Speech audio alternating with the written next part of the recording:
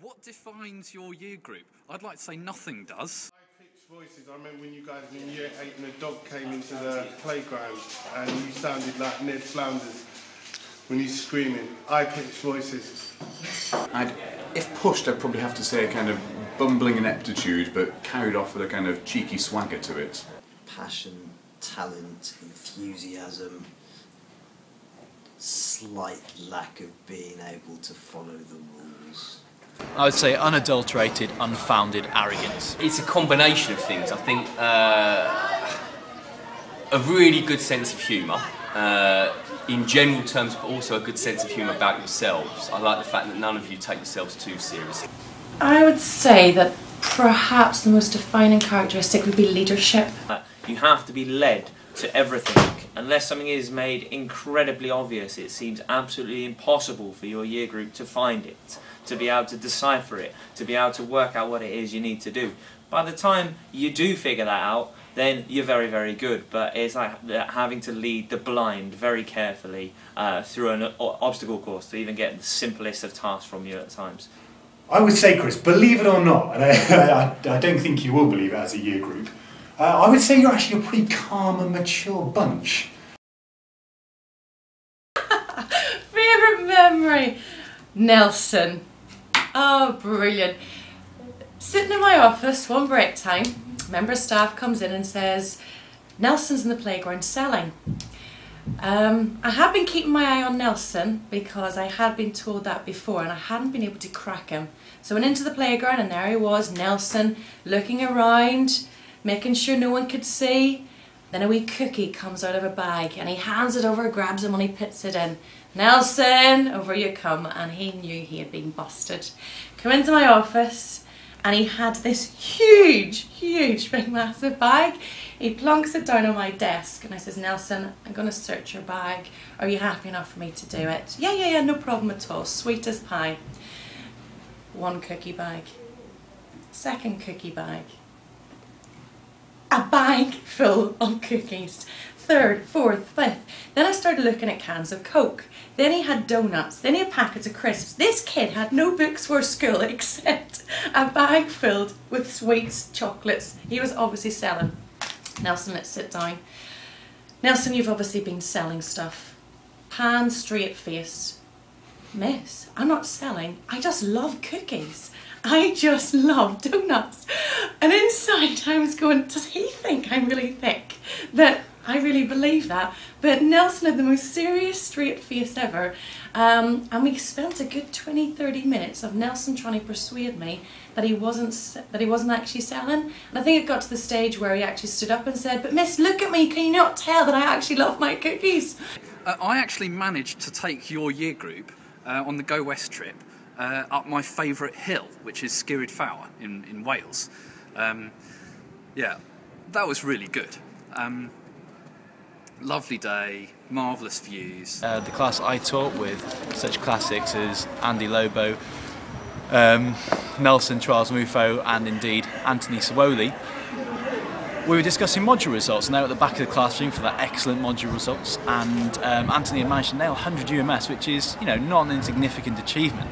So, as a congratulatory message, I said to him that he'd hidden his intelligence well. Andy sniggered, Nelson fell about laughing, and Anthony said, "Thank you, sir." Thinking back to year 11, top set English, doing now of Mice and Men independent learning, and just looking out the window into the quad one day and seeing, I think it was John Ramoose, Callum Reid, probably yourself, Chris, amongst others, all mincing around in cowboy hats, pretending to be American itinerant farm workers with learning difficulties. I've got many abiding memories of you guys, even though you haven't left yet, but probably learning about Anthony Smith's hacking skills, master hacking himself, finding out that he's probably even more geeky than me. That was pretty enlightening, really. There's also an abiding memory of one of your members who is no longer here with us, and how he had decided to christen me with a name that I can't say I'm overly fond of, but have had to embrace nevertheless. And I've got to say I'd be quite glad when that no longer has to surface. So obviously that's something that will stick with me. So thank you for that, Naz. You are obviously sorely missed. There's also the one that got away, who left us at the end of year 11, who answered every single GCSE question in geography from the wrong paper. Later in that day, got back to the youth hostel and sent you out round Abergavenny, only to find out that several of you had brought some of the local girls back to the youth hostel. I was not planning on that.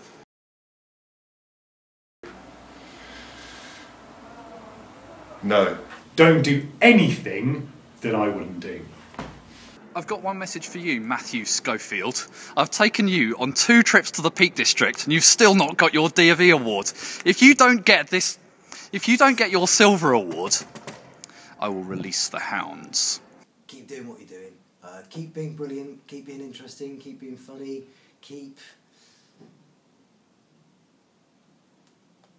on doing what you're doing. Good luck, and I suppose one of the best pieces of advice I've ever been given is simply just not to fight inanimate objects, because you will never win.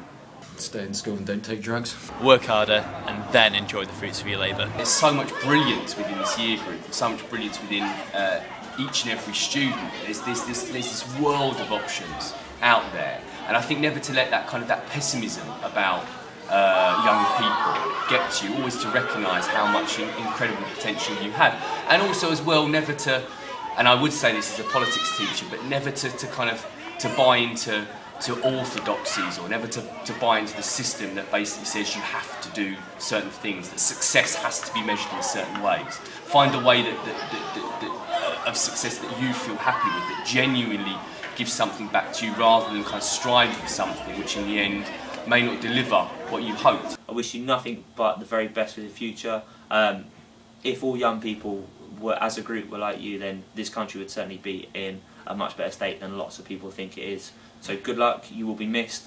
Please come back and cherish your time that you've had here, the bonds that you've built, because your school friends are those that you can keep closest. Don't forget about us. WCGS is always going to be your home, no matter how long you've left. Come and see us, stay in touch, because we would love to keep in touch with you. Work harder and then enjoy the... I need to do that again, I forgot the words to say. Remember, where you first learn to love learning, really, and make sure you come back to school. Start again, scrap it. Good. Mr. Green is at the door. Don't, Mr. Green, it's okay. Just filming. Yeah. Give me these questions before. Could you give me the questions? Wait, stop.